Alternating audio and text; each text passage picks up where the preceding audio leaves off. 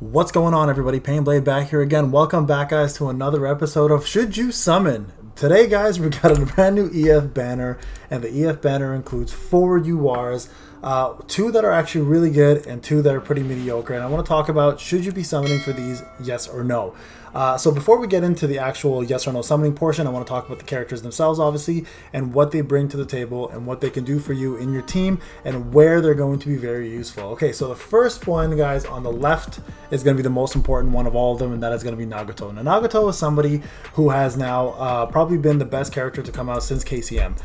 Even KLM is not as good as Nagato, in my opinion. He brings a lot of great buffs to your team, as well as providing you abilities to do insane amount of damage being an A unit, especially single target, and obviously having one of the best animations in the game for planetary devastation being his jutsu. So Nagato for sure is a must-have in this summon banner. Itachi, on the other hand, he's okay. He's more of a support unit, decent A unit. Like he doesn't bring a lot of damage to the table, but he does bring enough buffs for you if you're running a decent A team in the first place, and we'll dive deeper into them. Okay, Inojin is a D unit. He's okay. Again, very mediocre. Doesn't really have a lot to offer to you. That already doesn't come out with other units, but we'll go over his kit as well too. And then lastly, Shikadai, which actually does bring quite a bit to the team formation and the buffs that he provides you as a T unit. He's very similar to his dad in some regards, and in other regards he's a little better.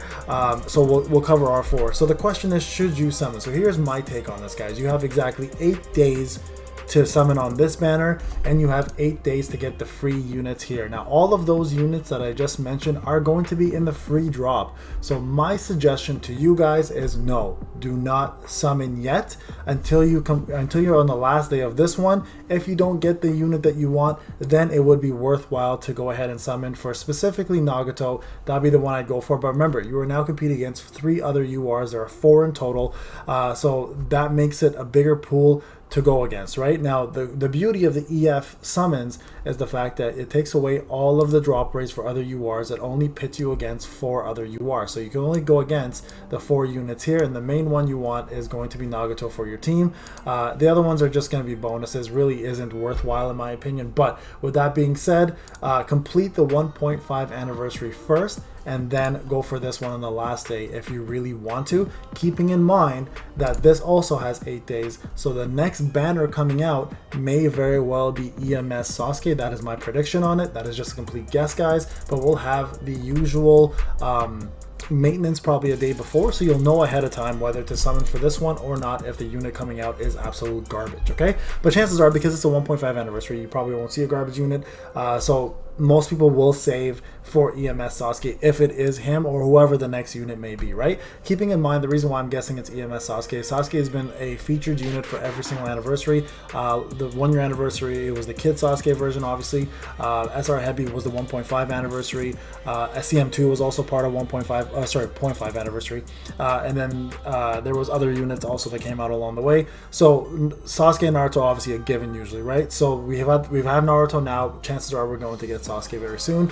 Praying to God he doesn't have a tribe with Karin, but we'll see what happens. Okay, so let's actually go through the characters. The only one that I don't actually have maxed out, actually 2 maxed out, or actually I don't have any of these guys maxed out, but I have the ones I haven't been focusing on is Itachi, because I literally just did a single today for fun on the banner, for fun, literally, I kid you not, and I actually pulled him, so that was pretty damn lucky. But I'll show you real quick where we're at. So we'll start off with Itachi first. Actually, you know what, we'll start off with Nagato first, and this is what I was talking about, as he is one of the most important characters in the game for an A unit. I'm actually trying to get him up right now, so he just makes all content a lot easier, specifically for flashback genealogy. I have not had any luck pulling him, so I'm not going to even bother.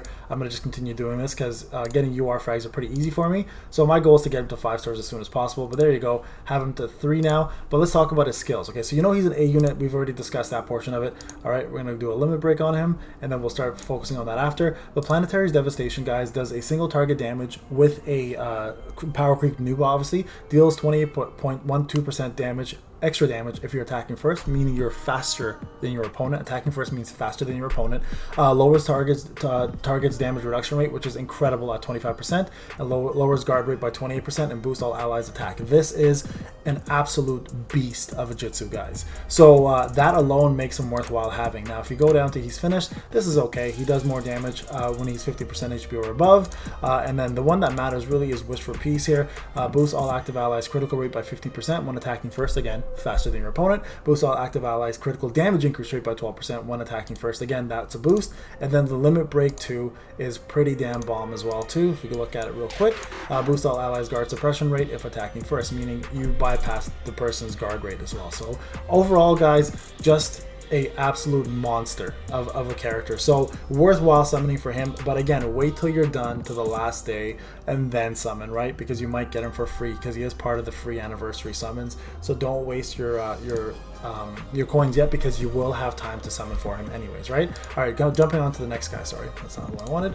We're going to change this to power real quick, guys, and then we're going to go to this. As you can see here, I pulled Itachi, so I'll go through him real quick just so you guys can see. So he is also an A unit. Yasaka Beads does single target damage, 35% chance to stun, which is actually pretty good for arena. He boosts damage increase rate by 16% for all A Shinobi. That's what I meant. He's a buffer for all A units. Boost damage reduction rate by 20% for all active A allies, sorry, and then lowers damage increase rate by 20% for D Shinobis, and then lowers damage reduction rate by 15% for D Shinobi. So it's a good D nuke, meaning he's going to help you kill tanks a lot quicker, right? Which makes him pretty wanted in places like Abyss. He boosts all A Shinobi attack power by 10% for the rest of the battle. Again, boosting only A units. As the Leaf Ninja, boost damage reduction rate for all attack Shinobi by 15, and boost guard rate for all attack Shinobi by 15. So overall, guys, a great buff unit for A units. If you're running an A heavy team, he's going to do quite a bit for you. He also boosts critical rate and critical suppression with his LB2. But overall, I mean, he's nothing new, nothing important. He's very niche to what you can use him for, which makes him not as wanted, which is unfortunate with Edo Tensei Itachi, because a lot of people wanted more from him, but it is what it is, right? Okay, let's go to Shikadai real quick.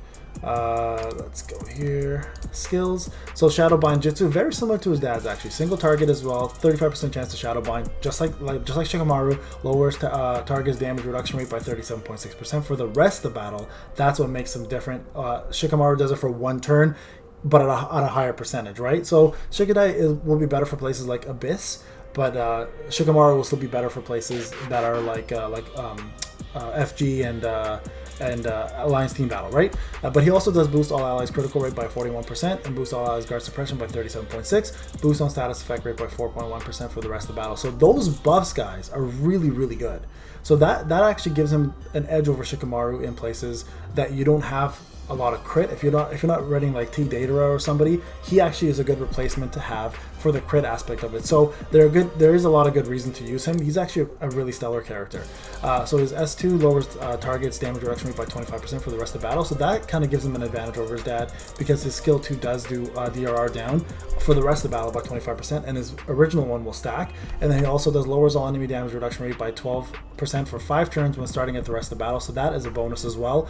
Lowers all enemies guard rate by 20%. So overall, he's much better than Shikamaru, and a pretty damn good character. The only problem with Shikamaru and him is the fact that Shikamaru has the 5k vitality, while Shikadai only has the 1k after the start of the turn. So Shikamaru has an advantage there. So there are pros and cons to both, but Shikadai definitely has the advantage for being a power creep unit for more damage, as well as better buffs overall, and the fact that his DRR is lower, but it does last for the rest of the battle. All right, and the last one is our only D unit in the list, and that's Inojin, and he does have a couple different things that he offers. So he does boost his own critical rate by 42%, deals single target damage, does extra damage when your own HP is 50% or above, and lowers all enemies damage increase rate, and lowers all enemies critical rate. So he is a pretty decent nuke for a D unit, because he does increase his own crit and does more damage when his HP is above 50%. But again, he's very niche, and he does lower a lot of damage increase rate and critical rate, making other units hit you for a lot less. Obviously, he also boosts all allies damage reduction rate by 12%, and then lastly here, his fourth skill, his trait, is boost all active allies damage reduction rate by 23%,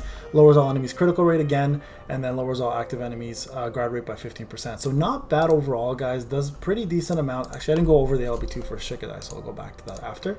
And then also here for his LB2, lowers all enemies attack and damage reduction rate at the start of any turn after a user has been defeated. So meaning he has to be defeated, so he does do some debuffs after he dies. So overall, not a bad character. A little bit all over the place for a D unit, which is unfortunate, but he's definitely the worst of the three by far. And then Shikadai's LB2, guys, because I didn't cover it here, is he increases his own chakra if the user is active at the start of the turn, making him get his jutsu a lot quicker, right? So there you go. So definitely Nagato, then I'd say Shikadai, then Itachi, and then lastly it would be Inojin. Those are the four you want, but again, please do not summon, guys, until the event is over for the free summons, and then go ahead and do it then. That's my take on it. I'll be back soon with another video for Shinobi Genealogy Tales, the best event that Tribes has to offer to us as free-to-play players. So get back into that very soon. All right, guys, this is Payne. Enjoy the rest of your day. We'll talk soon.